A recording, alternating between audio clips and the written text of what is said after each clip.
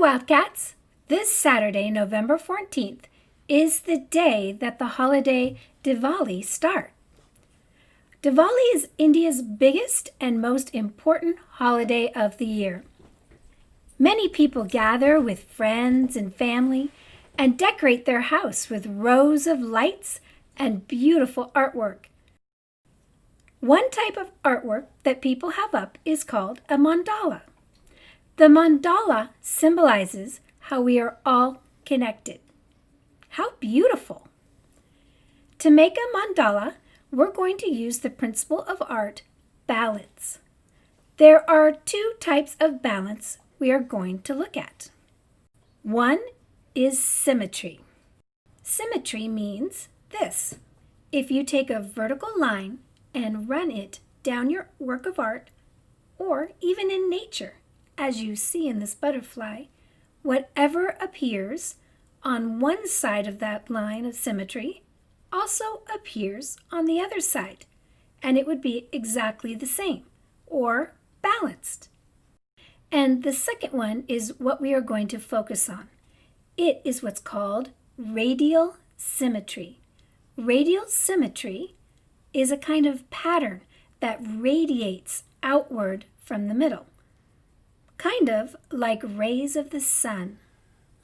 Radial symmetry can be found in nature, such as snowflakes, shells, different kinds of plants and seeds, and animals, such as spiders that weave radially symmetrical webs. In art, radial symmetry creates a circular, soothing, powerful kind of balance, as we can see in Tibetan Tanka art, as well as Islamic tile. Another example of this is what's called a rose window. This is stained glass, and we're looking at this from the inside of a church. And in architecture, such as this temple in Delhi, India, notice all the colors and shapes are radiating from the center point.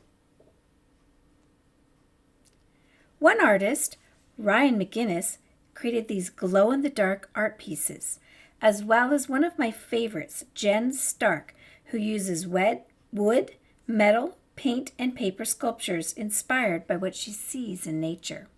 Andy Goldworthy used radial symmetry in some of his environmental artwork. These are just a few artists that use radial symmetry as inspiration.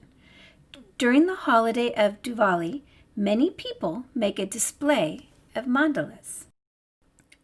Now it's your turn to make your own mandala using radial symmetry. I'm going to show you how to make a circle or a square and how you're going to build your radial symmetry out from the center to create a really beautiful radial design like the ones you just saw. So first you need to decide if you want to make a square or a circle. Then gather your materials. This will include a pencil, paper, and scissors. You may need a ruler. Also, if you're going to make the round mandala, you'll need a cereal bowl or a large lid. If you're going to do the square, just keep watching. Otherwise, if you're doing the circle, skip ahead to the 6-minute 39-second section. If you're going to make a square, you're going to need a square piece of paper. To make this, you'll need to grab the bottom corner of your paper and slowly fold it so that the side edges line up with the top. You will have a triangle. When you have it where you want it, crease that fold and then cut the extra flap off.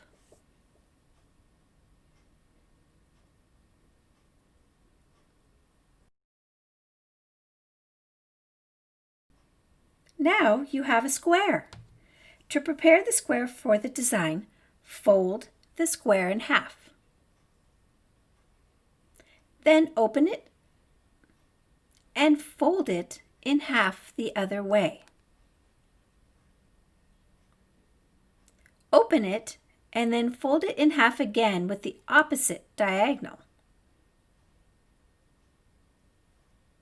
Open it and you will see the radial lines that act as guides to help you. Now we're going to start in the middle with a shape, such as a square or circle. Next, add your first layer of shapes and lines.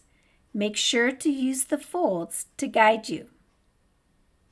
Continue to add shapes and lines, layer by layer, until the design fills the whole page.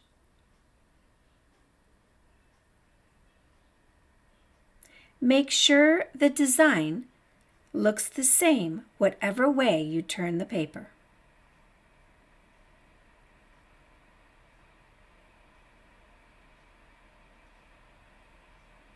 Then you can add more details. When you're finished drawing your design, you'll want to add color. The colors will also have to follow the radial symmetry of your design.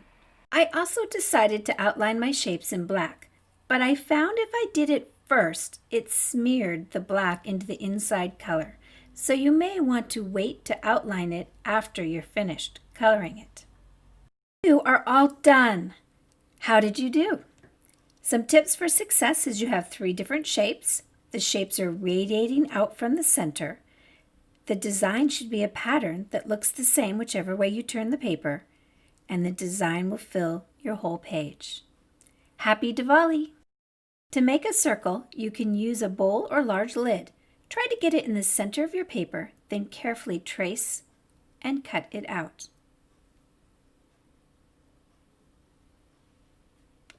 To prepare a circle for the design, fold the circle in half, and then fold it in half again, and then fold it in half one more time. This is the 3rd fold. This may be tricky because the paper is very thick. Open it up to see the radial lines that will help guide you.